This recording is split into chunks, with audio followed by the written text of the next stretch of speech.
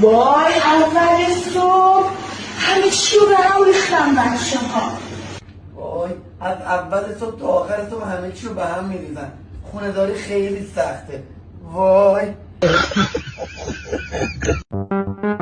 بچه اینا تازه کادو گرفتم بعد نمیدونم کجا بذارمش. نمیدونم آشپزخونه بذارم، اتاق خواب بذارم، کجا بذارم خراب نشه.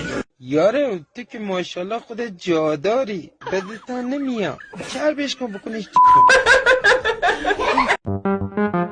اشام جان بکن من تو با هم ازدواج کردیم بس صبح به صبح که زودتر از ما بلند میشه. اوف وای با اون دستای کوچولوش. کدوم دست نداره؟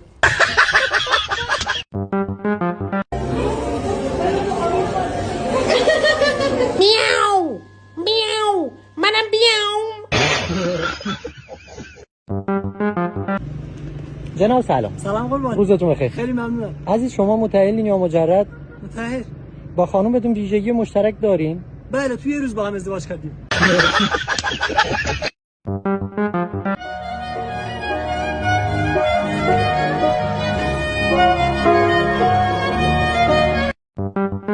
آقا دومات جانم هدف شما از ازدواج چی بوده؟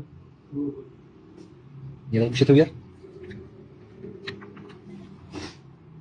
به نظر شما هدف داماد از ازدواج چی بوده؟ هدفش کاملا مشخصه، گرفتن وام ازدواج.